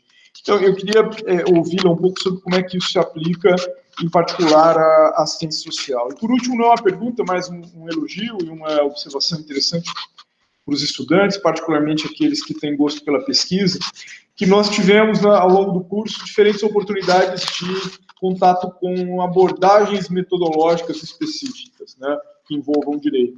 Desde da econometria do Ivan, né, que esteve aqui com a gente também, até uma abordagem mais teórica. E eu acho que essa abordagem do direito e políticas públicas, né, é particularmente interessante para o estudo do direito, né, considerando-se a dimensão do arranjo institucional e a sua interface com o elemento político e com as outras ciências, e ainda é bem pouco explorado no nosso campo de pesquisa. Há uma área importante se formando, mas ainda é bem pouco explorado. Então, mais uma dica aí para os nossos estudantes, pesquisadores, ou os pós-graduantes que estão aqui, ou os quintonistas que pretendem realizar pesquisa, de se valer dessas categorias, como você fez, né? Você tomou as categorias do Diogo, tomou as categorias da Maria Paula e aplicou em algo específico que eles não tinham feito essa análise. Essa análise é tua. Então, essa questão de a gente, que é muito comum em outras ciências, né? Pensa num laboratório, vai analisar determinado DNA, né? Vai sequenciar o DNA do coronavírus, né? Por que é relativamente rápido? Porque um microbiologista trabalhou com uma determinada ferramenta, com uma modelagem analítica que já existia para outros vírus e foi aplicar esse novo vírus que apareceu. Né? E no direito, a gente recorre pouco a esse tipo de ferramenta metodológica, e se a gente recorresse muito mais a isso, seria possível, na minha leitura, maior escala da pesquisa, né? E a formação de uma comunidade de pesquisadores com uma melhor capacidade de diálogo entre si. Tá? Então, essas eram as minhas poucas perguntas e considerações. Se puder comentar, não precisa, evidentemente, comentar tudo em detalhe, depois passamos ao André e outros que quiserem falar, por favor. Nossa, excelente, excelente, muita coisa bacana aí que você comentou. Bom, sobre o sistema nacional, né, eu acho que é isso, assim, eu não sei como é que está o avanço da discussão na educação, mas o modelo do SUAS é muito mais similar ao do SUS, no sentido de que há uma ideia de comando único, há uma ideia de que a União cabe às normas gerais e à coordenação dessa política, e que estados coordenam no âmbito estadual, mas também já executam alguns serviços, especialmente os serviços que precisam ser regionalizados, seja porque são bastante complexos, seja porque não há demanda nos municípios muito pequenos, né? Então aí há uma necessidade de uma coordenação estadual em relação a isso, seja a competência do Estado também muito voltada para a questão da vigilância, né? Assim como você tem a vigilância epidemiológica no caso do SUS, no caso da assistência você tem que há uma vigilância das possíveis desproteções que advêm muito fortemente das condições dos territórios, né? Então, portanto, as questões dos estados, das regiões dos estados, as especificidades dos municípios, elas são bastante importantes para a assistência social. E, por fim, a competência dos municípios para execução mesmo dos serviços, né? E essa lógica do financiamento, então essa estrutura de sistema também, então é uma política de seguridade, e nesse sentido também bem similar com a saúde. Os recursos, né, o orçamento da seguridade, ele é o orçamento gerido pela União, a arrecadação das contribuições sociais, em especial as contribuições ao INSS, né, as mais conhecidas, mas e talvez a mais volumosa, né? A partir dessa lógica, a formação aí a destinação de parte desses recursos que precisam chegar a estados e municípios, considerando que a União não deve executar, né? Nesse desenho de sistema, a União não executa diretamente nenhum tipo de serviço, né? Isso também foi algo que até ali o governo Fernando Henrique ainda tinha uma certa disputa, né? Havia um interesse de ter sempre um projeto, né? Então teve comunidade solidária, tinha a Legião Brasileira da Assistência, então tinha ainda algumas coisas que o governo federal fazia, muito na lógica ainda do primeiro damismo, né? Né, de cultivar essa imagem a partir dessa coisa da caridade, dos projetos sociais e tal, e de fato com o SUAS, né, com essa ideia do sistema, isso de fato passa a ter um caráter republicano e critérios, né, então assim, quem é que vai receber CRAS? Os municípios que têm X mil habitantes. Qual é o valor do CRAS? O valor do CRAS é X para todo o país.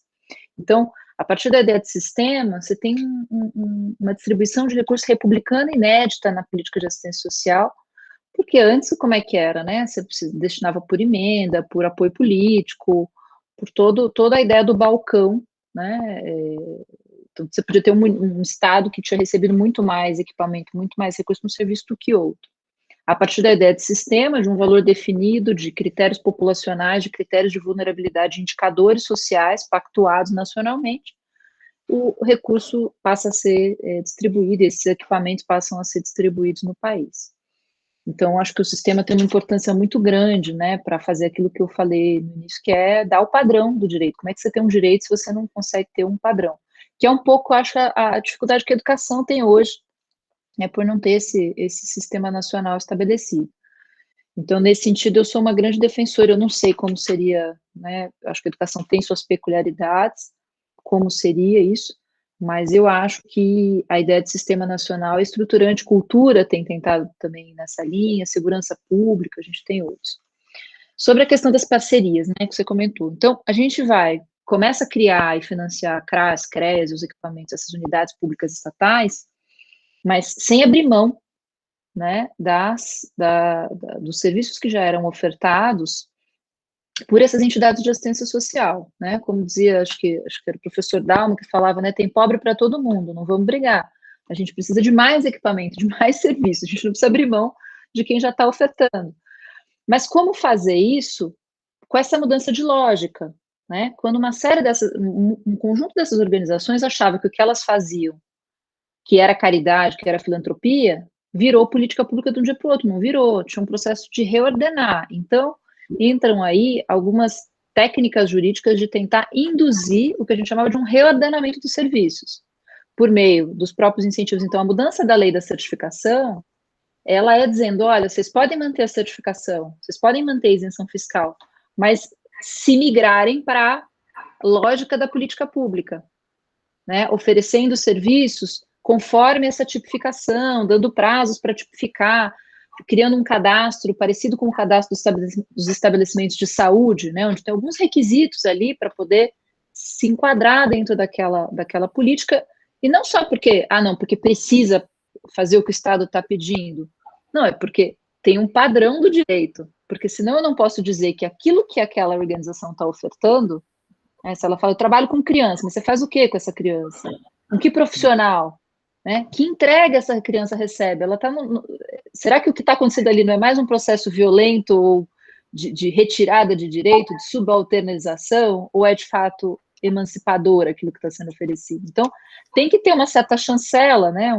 Então, uma inscrição num conselho, uma supervisão do órgão gestor, com ou sem entrada de recurso. E também uma entrada forte de recurso, mas aí um recurso regulado. Uma ideia de valores por pessoa atendida, padronizados no país. Então, começa um processo de padronização dessas parcerias, aí o SUAS faz toda uma articulação com a lei 13.019, que é o MIROSC, né, que é a lei dos termos de colaboração e termos de fomento, que substituíram a legislação de convênios, que ainda era pelo 116 da 8666, da lei de licitações. Então, e tenta incorporar essa lógica da seleção pública, de parcerias com base em planos de trabalho, estabelecimento de metas, né, com a possibilidade de financiar pessoal, porque não tinha. Então, qual que era a tecnologia da assistência? É o quê? É basicamente as equipes. Eu não tenho alta tecnologia de medicamento, de equipamento para fazer exame. Então, se a assistência social nas parcerias não podia pagar pessoal, pagava o quê? Né? Então, aí o Miroski foi dando para a gente também, a gente foi entrando nessa discussão, a gente fala na época de governo, para tentar, mas isso ainda está assim, longe de estar funcionando bem, né? Digamos que é uma das coisas mais complicadas ainda, essa relação com as entidades, seja pelo aspecto das isenções fiscais, ainda da filantropia, seja pelo aspecto das parcerias, até porque essa responsabilidade na lógica de sistema ainda estava muito fortemente no governo federal. Então, a sensação que eu tinha é a prestação dos serviços das unidades públicas está nos estados e municípios, mas essa coordenação da rede privada não foi assumida pelos gestores estaduais e municipais, não na lógica de sistema. O que eles continuavam a fazer é o seguinte, assim, se tem uma PAI que era financiada no município, quem era o louco do prefeito, enfim, de desfinanciar, de falar, vou fazer um chamamento público e não vou mais financiar essa PAI aqui no município. Então, tinha uma rede de entidades que sustentam politicamente, né, uma série de vereadores e de prefeitos, e que quando veio o Miroski, por exemplo, vários que tem sido muito comum nos municípios, emenda parlamentar retomando o subsídio, o direto para essas organizações, na lógica de recurso que previsto em lei vai direto, então não faz chamamento, não segue Miroski, não segue parceria, não passa pela gestão no Poder Executivo, né, pela Secretaria de Assistência. Então tem uma burla aí, né? Se me permite, desculpa alongar ainda Claro. mais, mas esse eu acho um ponto muito interessante, 3 comentários, né?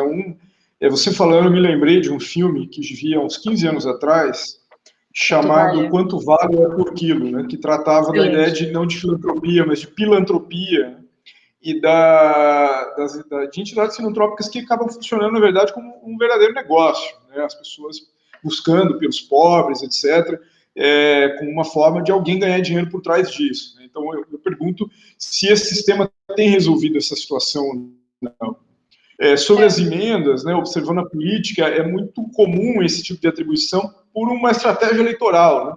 Porque se o deputado aloca uma emenda para uma prefeitura, fica meio disperso ali o apoio, né, o retorno eleitoral daquilo. Se o deputado aloca uma emenda impositiva para uma instituição, é quase que ele fecha um nicho de cabos eleitorais na eleição seguinte. E o último ponto, eu acho muito interessante o sistema de chamamento público, mas até mesmo em Franca, que é uma cidade média, né, de quase 400 mil habitantes, há esse problema, e em cidades menores mais ainda, que é como fazer o chamamento numa realidade em que a cidade em si, muitas vezes, tem uma instituição só, né, como você mesmo estava descrevendo. Então, a ideia é boa, mas a aplicabilidade dela em pequenos municípios, médios municípios, é muito difícil, diferente de São Paulo, Rio de Janeiro, etc.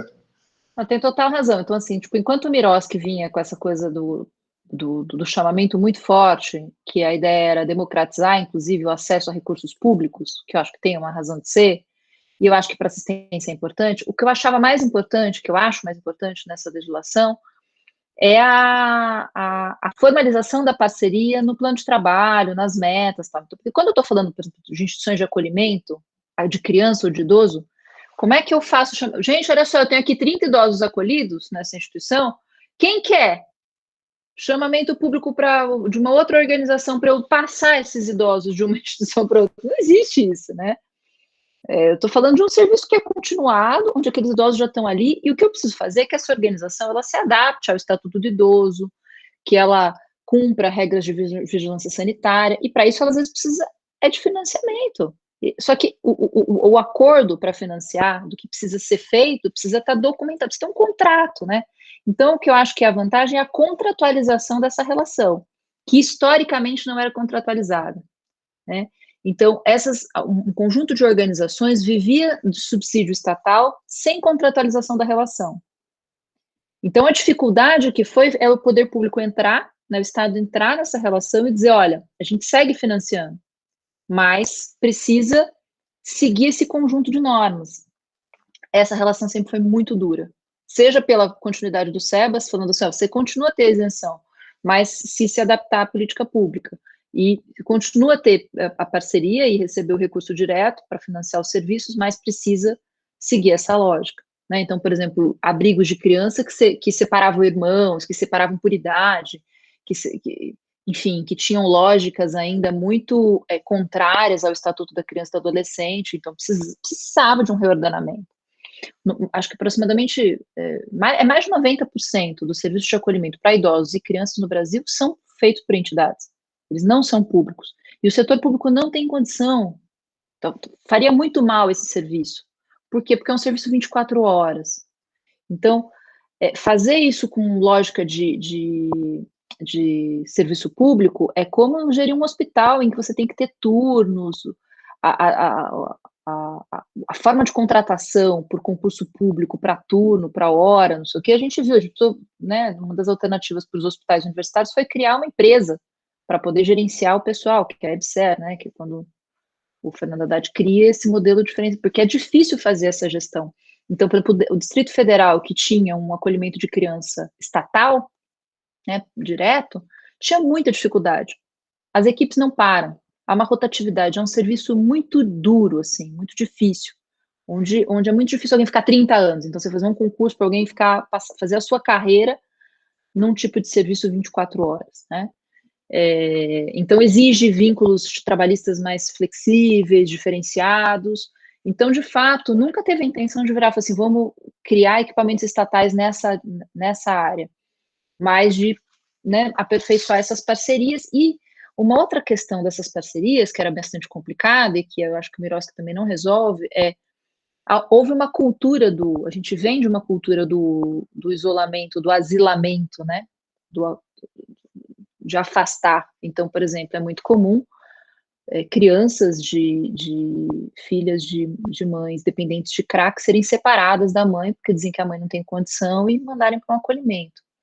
Ou então, né, famílias que estão em situação de desproteção, vulneráveis, às vezes com casos de negligência com as famílias, mas por quê? Porque estão sem emprego e sem renda. Se você garante o direito à renda, né, aí a ideia da proteção social mais completa, se você assegura a renda, provavelmente essa família tem condição de cuidar dessa criança. Mas não, o que se faz? Se tira essa criança dessa família e vai para um serviço que, né, além de violador do direito da criança de conviver com a sua família, é muito mais caro do que um direito à renda. Uma criança num serviço de acolhimento não deve ter hoje no Brasil nenhum serviço que custa menos de R$2.000 por mês por criança. Né, de R$1.500 a R$2.000. Idoso também, serviço muito caro. Então, quer dizer, se você transforma metade disso, se isso vira um benefício para a família, isso já, né, é altamente transformador. Então, só que como o serviço de acolhimento está todo na rede privada, é preciso fazer um diagnóstico disso para poder fazer uma desinstitucionalização de uma parte de idosos e de crianças, por exemplo, estou só falando desses dois que são mais fáceis para a gente entender, por um retorno às suas famílias, às suas comunidades, à sua família ampliada. Quando eu estou falando aqui família, eu estou falando de vínculos afetivos e de cuidados o mais amplo possível, né? Então, tem uma discussão bastante difícil aí com essa, que eu chamo de rede privada, né, com essas em relação das entidades. Você falou uma coisa importante aí, só para a gente tocar também sobre a questão da renda, né, eu acho que a discussão da renda como direito, a ideia da renda mínima, é uma ideia por trás da política de assistência, sim, mas por questões orçamentárias, eu acho, e por questões de extrema desigualdade que a gente tem no Brasil, eu acho que o Bolsa Família cumpre um papel importante, porque ele cumpre um papel de, uma palavra que eu não gosto, mas é isso, que é uma focalização, ou uma priorização. Se hoje, com o orçamento disponível, a gente trabalhasse com a ideia de renda mínima universal, todo mundo acessaria um valor muito pequeno, o que manteria os nossos níveis de desigualdade altíssimos, né? Então, em alguns momentos, talvez tenha que ser combinado as duas coisas, né? Você ter uma renda básica universal, vamos supor, se todo cidadão brasileiro tem R$50, mas eu tenho algumas pessoas vivendo em extrema pobreza, em extrema vulnerabilidade, que precisam de um valor adicional para ter o seu mínimo social garantido, né? E é o que o Bolsa Família conseguiu fazer, né, ali até 2011, 2014, especialmente, que foi acabar com a extrema pobreza no Brasil, né, que já voltou, infelizmente, a fome já voltou, mas que teve um papel importantíssimo ali para esse mínimo de patamar de dignidade.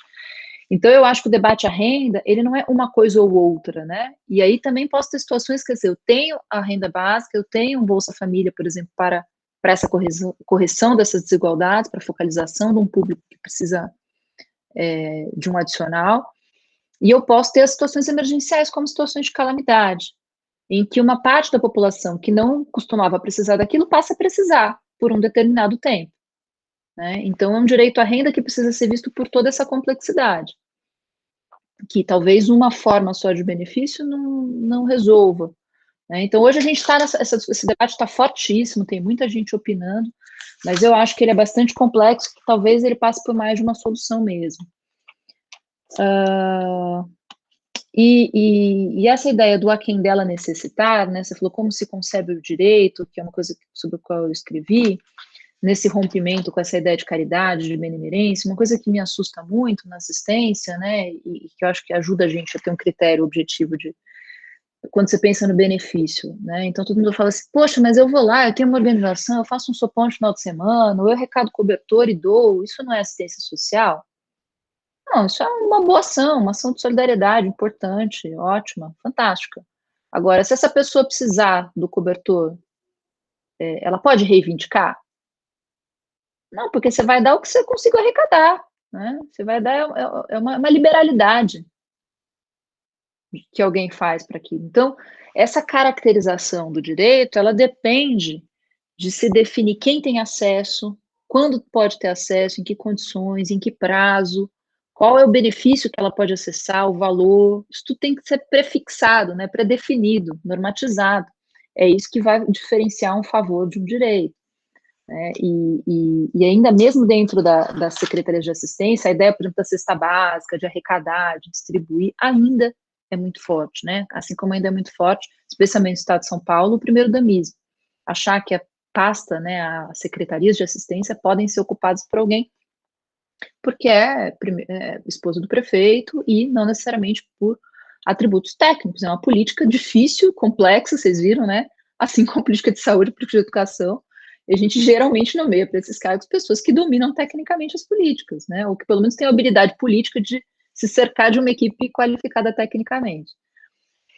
Sobre a questão da participação, a gente teve um desmonte formal, acho que ali, né, quando no governo Dilma tenta publica um decreto que organiza os instrumentos de participação social, as conferências, audiências, conselhos, e aí a reação é muito violenta, né, na época do Congresso, até a revogação formal desse decreto pelo governo Bolsonaro, e mais do que a revogação, é uma retirada de poder. O Conselho hoje, o Conselho da Assistência está passando por um absurdo jurídico, assim, eu vi as notas jurídicas do governo, que é questionar as comissões. Né? O Conselho sempre trabalhou com comissão de normas, comissão de orçamento, tal, porque formalmente o orçamento da assistência tem que passar pelo Conselho, então ele se divide em áreas técnicas, subdivide, só que isso não está na lei. E foi uma interpretação de que nada, então, tudo que não está na lei não podia acontecer. Né? Não tem aquela coisa, tudo que era infralegal de funcionamento de conselhos, comissões e tal, foi revogado. E aí o conselho que sempre trabalhou com essas comissões, eram comissões permanentes, definidas no seu regimento interno, um conselho previsto em lei, né, uma diretriz de participação da política prevista na Constituição, parou de ter direito de funcionar, então, colocando na ilegalidade os servidores alocados naquelas áreas, a impossibilidade de financiar os conselheiros para participar de reuniões dessas comissões, que podiam antes pagar uma passagem, tudo bem que agora a gente está na pandemia, mas então, assim, uma interpretação jurídica que destruiu, né, internamente, na lógica do que você está chamando de desmonte administrativo, né, porque ninguém vê, não foi lá e revogou, né, e impediu o conselho de trabalhar, mas foi minando, assim como não convocou a Conferência Nacional do final de 2019, a conferência existiu nos municípios, existiu nos estados e no governo federal, ela foi uma conferência popular da sociedade civil, e financiada, autofinanciada pela sociedade civil. O governo federal não chamou e não financiou. Ele alterou a LOAS, que fala lá da conferência? Não alterou. Mas ele desmontou, né, por esses mecanismos administrativos. Criou um entendimento de que não podia aprovar golpe de regimento interno, é um nível de micro enfrentamentos jurídicos que a gente não consegue nem divulgar essas informações, né? Porque cada política está sofrendo isso em várias camadas, as boiadas, né?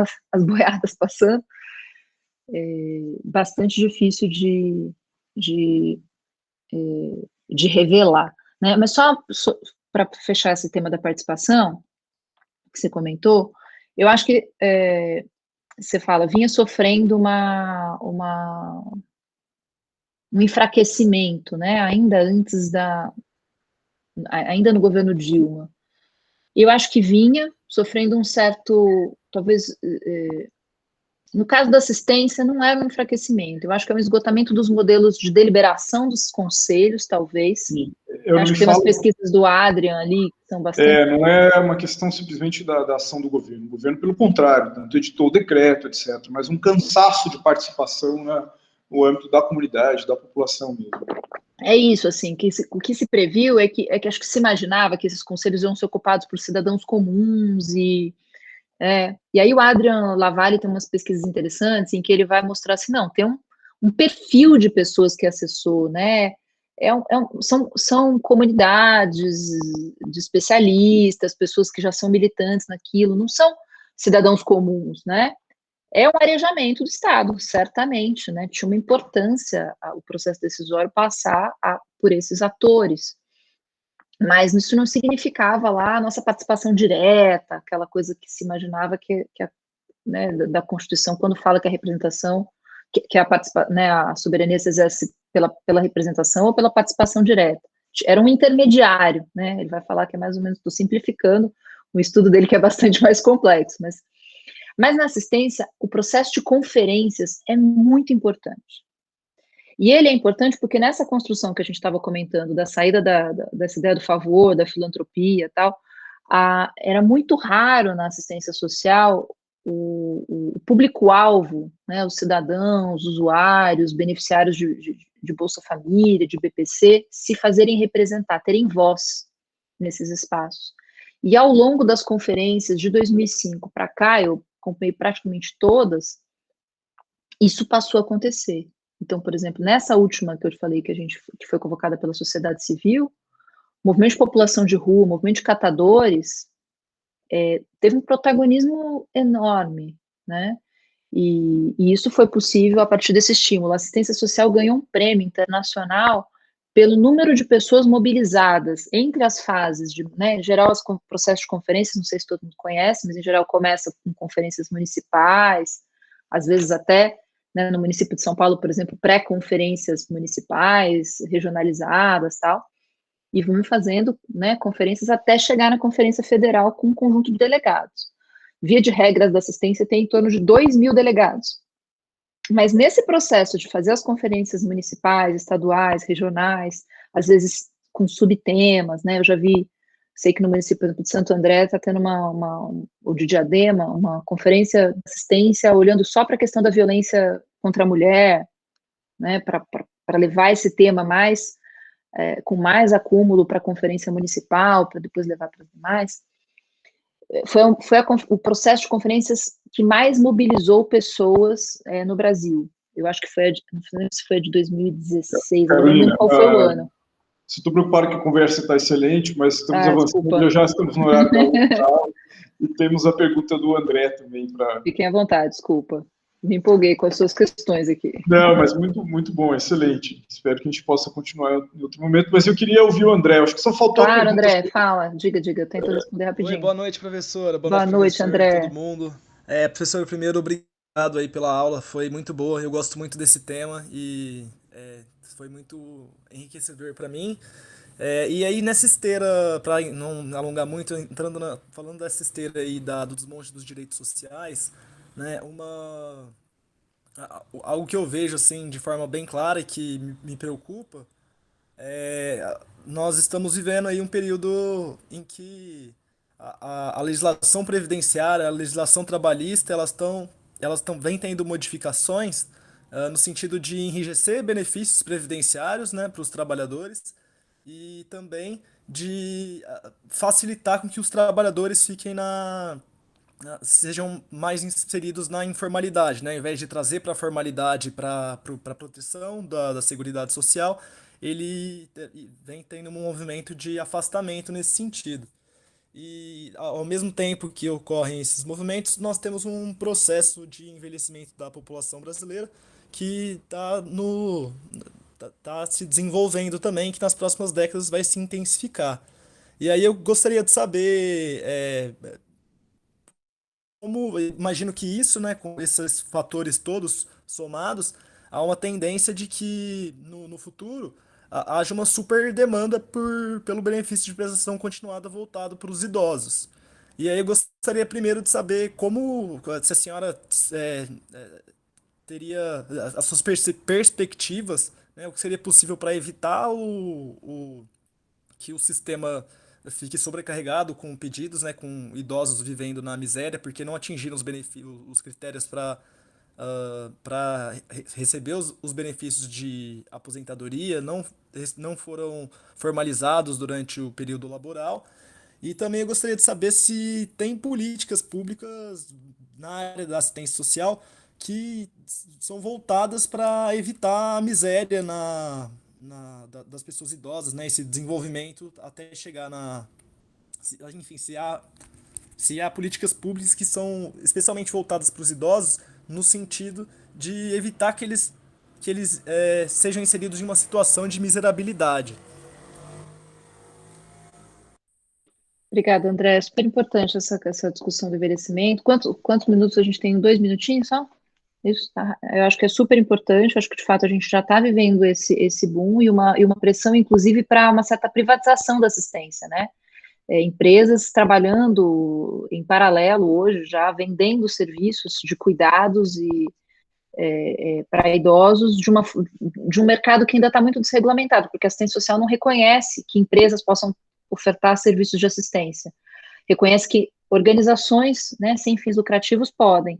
E aí fica um limbo. O Estatuto do Idoso é um pouco confuso também nesse sentido, ele é mais permissivo do que a Lei Orgânica da Assistência. E aí a gente tem um sistema de proteção, né, que começa a ser vendido e só quem tiver recursos vai poder fazer, quando na verdade a gente tem a seguridade pública e universal prevista na Constituição. Né? E obviamente você tem então tanto essa demanda pelo envelhecimento da população quanto reforma trabalhista e previdenciária, tirando as pessoas da formalidade e jogando um público muito maior que vai precisar da política de assistência social quando ela está sendo desmontada. Então, esse cenário é absolutamente trágico em relação, né, acho que você trouxe aí vários elementos para a gente ter clareza da importância que é, na minha visão, as pessoas se apropriarem da política de assistência social e serem capazes de defendê-la aí nos espaços, né, especialmente agora a recomposição de orçamento, para que esses equipamentos que foram criados, né, que são 10, 15 anos para criar esses equipamentos colocados de pé, sem esse financiamento, o que está acontecendo é fechamento de CRAS, Centro de População de Rua, e para colocar isso de pé de novo leva muito tempo, né? Acho que é isso, Murilo, desculpa ter falado demais, a gente agradecer as perguntas, fico à disposição, posso depois passar a apresentação, tá lá meu e-mail também, se quiserem me escrever, uma coisa que eu puder orientar nessa área aí, fico à disposição. Bom, Carolina, muito obrigado, excelente aula. Essa aula, assim como as outras, vai para a playlist da disciplina no canal do YouTube da nossa faculdade, disponível aí para todos os que se interessarem pelo tema. Muito obrigado mesmo por estar aqui conosco, agradeço aos estudantes também que partilharam dessa aula. Uma boa noite, nos vemos em breve. Um abraço. Tchau, tchau. Boa noite, professores, boa noite a todo mundo. Muito obrigado, tchau, tchau.